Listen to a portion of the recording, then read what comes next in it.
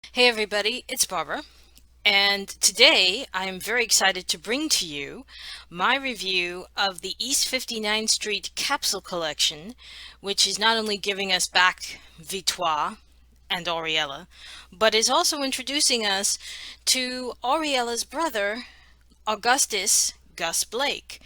And I've styled this as if to represent them sitting at the Queen Mary because I've been able to find some really cool accessories to share with you, and I'll talk about those too at the end of the video. So here she is, New York bound, Victoire Roux. I'm very surprised, kind of, that Victoire's name in this collection is New York bound, whereas Aurelia Gray's is Home at Last. I thought, frankly, that both Aurelia and Victoire were European.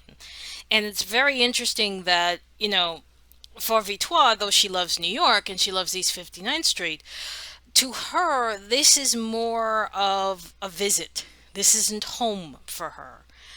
Home is France, and I think if you went through what's sort of been implied she's gone through during the Resistance, that of course would be your home.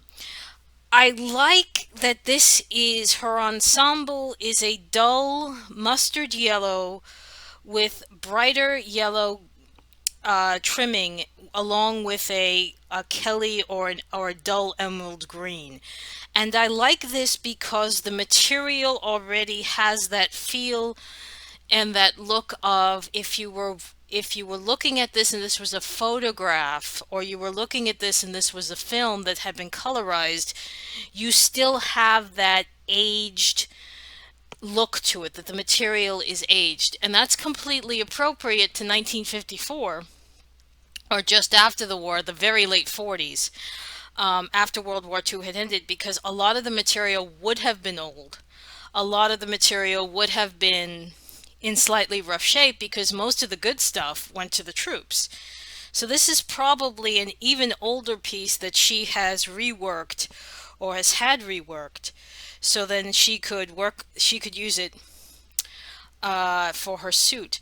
I'm not surprised by the overall construction of the suit. I'm just surprised that in here we have this opening, which by the way does close with hook and eye, but that we have this opening and there's nothing underneath. I would have thought that there would have been at least a dicky, or maybe I should have repositioned the scarf. But she doesn't even have a camisole underneath this, so that was kind of a surprise to me. Um, Let me just talk briefly about her hat. Very appropriate, by the way, that you would wrap the scarf around the hat.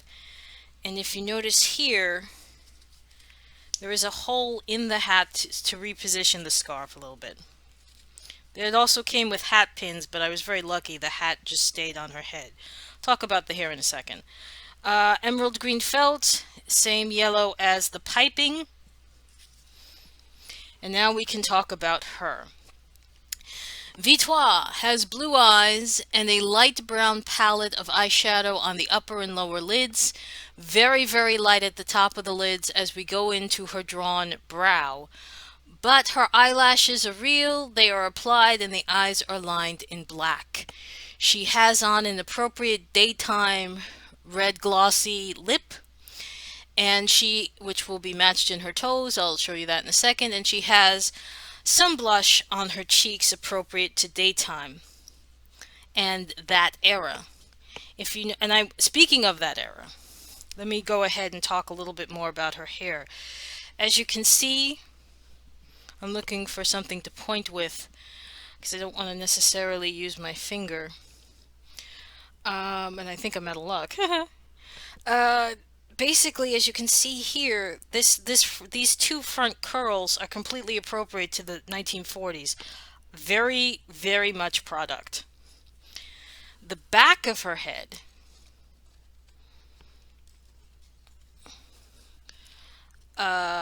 this part, the lower curl, mucho product. Mucho product throughout. There is no, you're going to have to give this hair a bath. The green bow in her hair, also appropriate. I do believe it can be undone, but I'm not going to. It will match the green of her hat and her purse. As you can see here, you have some very nice princess seaming in the back. Everything is going to close with hook and eye, and everything is going to be lined in that same dull suiting yellow, but it's like a faded mustard yellow. Her jewelry is green, but it's not quite the same green as her uh, as the suit. It's going to be a closer match to her evening ensemble. Hold that thought. She does come with a period appropriate purse that does open. And if she was really wearing gloves, you could very easily put them in there. Or you could just as easily put some souvenirs in there. Like, have just quickly grab one of these that I had from the original setup. You know, her ticket or her whatever's. Very easily pop that in there. And there you go. I did put on her boarding gloves, if you want to call them that. And that was because it went better with this suit than her regular hands, which, brothers and sisters, are when integrity makes a decision, they stick with it. They've gone all the way in with the long, long nails. Here they are. The red matches her lips. Very long nails. Ouch. Nor are these dialing hands, which would be appropriate because what's she gonna dial? She's on a ship, and they did not have phones on ships back then. She does come with a second look, and I would do that second look if I thought I could get her shoes on and off easily again, but I screwed up and I broke one of the straps, so I'm just going to leave the shoes on. This is a cocktail. I'll hold it this way. This is a cocktail appropriate dress.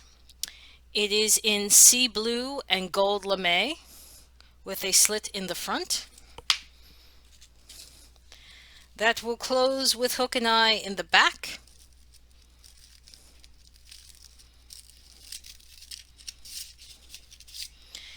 And depending, the top is lined in a beige suiting, though it looks more, it's a darker beige than what's showing up on camera. And a teal suiting for the skirt. As I said, I did not want to put her in this because I screwed up the shoes. My own fault because I don't get along well with Integrity Toy shoes that have buckles. Obviously not stiletto heels, period appropriate open-toed with buckles. And her toes are going to match her nails. Very nice shoes. You're going to see in a moment Aurelia wears basically the same kind of shoe, just in blue. So I'm going to say here, and I'll probably just briefly touch upon this again, when I reviewed Danya Star recently, I talked about the supply chain and the supply chain breaking down. And I think this is kind of proof of that you are having this problem where they don't have a chance to do things like create a blouse or to give us a second pair of shoes for the evening look. Though we do get this very nice gold and green bracelet. The jewels don't quite match the earrings, but that's okay because I think this is really meant to go with her evening ensemble. So it's a lovely Victoire. She's a gorgeous redhead. I didn't think I had to mention that, but let me just acknowledge that I know she's a redhead. I'm trying.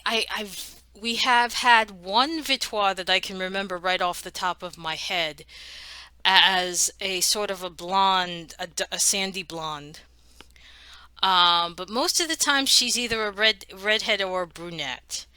This is a nice redhead if you'd like to have someone that sort of reminds you of Maureen O'Sullivan, and this doll certainly does. So if you wanted to go that way, this isn't a bad look in that regard. My favorite Victoire is the one that came with the very short hair and the succulent purple lavender evening gown. So this is a lovely Victoire and certainly a lovely redhead to get. And it's a great hairstyle, but it's definitely very period appropriate to the 1940s. This is not a hairstyle that you see that would be translatable later in fashion. You don't really see it again after the 1940s. So this might be a look. Um, she's very period. So if you were looking to get a Victoire that is a bit more modern, this may not be the one for you. I'm not saying that she's not gorgeous. She is quite gorgeous. But the hair is very period. So if you want someone specifically to do 1940s Vogue, 1940s Harper, 1940s Barbizon, this is it. This is the Victoire for you.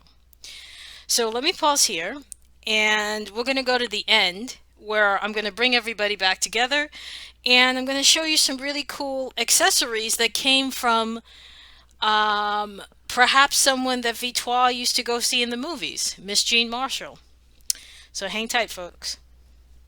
So as I said, everyone, there are some really cool accessories that I've been able to bring to this, and I'll be using in. I'm going to photograph these dolls a lot over the next couple of days, using these accessories.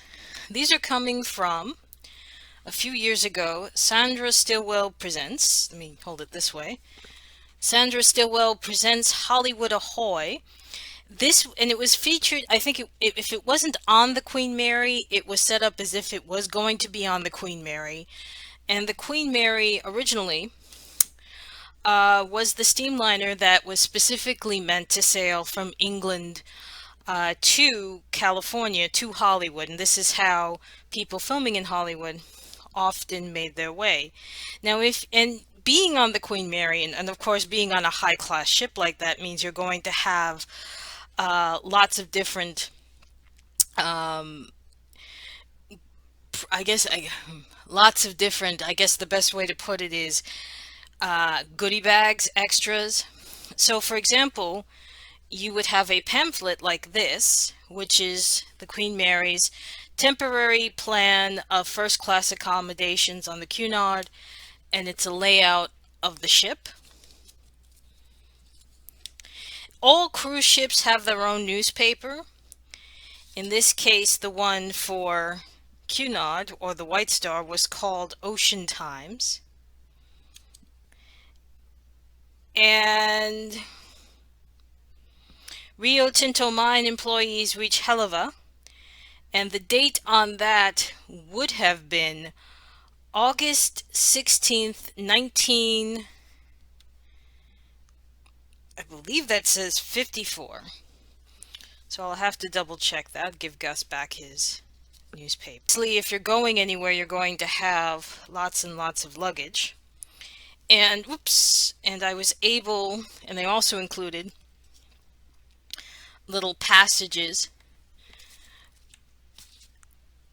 and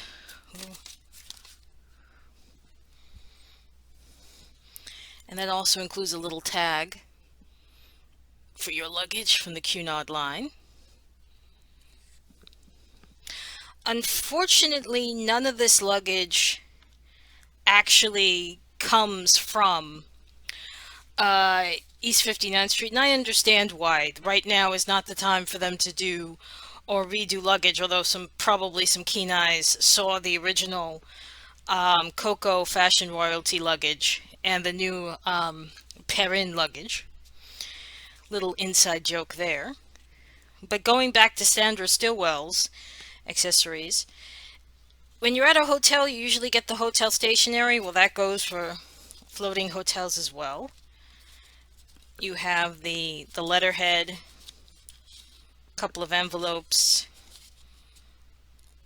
Again, the plan for first class accommodations, some postcards. These are all, by the way, 1/4 scale or meant for a 16-inch doll. But if you notice, for example, this is a bit of artwork of the ship.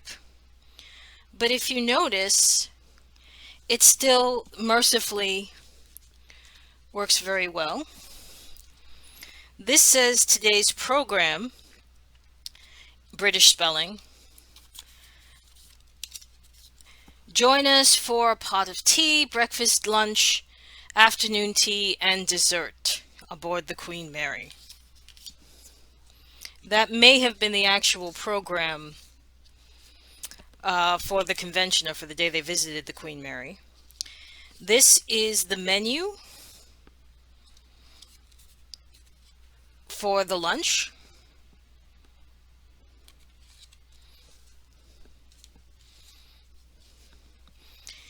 This is the menu for breakfast. Or at least it would have been back in the day. And this is the list of passengers that would stay in a particular cabin. I was actually on the Queen Mary several years ago. Now it's permanently docked in Long Beach. And those books where you can write your name in if you're staying in the stateroom, they still exist. So if you can find these accessories, they would be a lot of fun to get, especially now that we know that they are sailing, they being the East 59th Street crew, are still sailing back and forth to Europe. So I'm going to hold up the box again, and hopefully you guys can find it. This is what I talk about when I say playability. The luggage that is over Augustus's left shoulder was custom made for me. I will put the link, they're called Morphe Miniatures. I'll put the link in the description below. And the bunch of luggage that's over here, in the front was made by La Boutique. The brown luggage in the back, toward the left-hand side, are pieces from different action figures. The Hermes, all the way in the back, was made by La Boutique. And then, as I said, that's the classic FR luggage too. So, for Lady Aurelia Gray, her brother Gus Blake, and for our heroine Victoire Roux, I am Barbara, and I will see you in my next review. We're going to go back to action figures, and we're going to go back to that wonderful collection of action figures that I forgot to put the sound on for. So everybody, I will see you then. Take care. Bye-bye.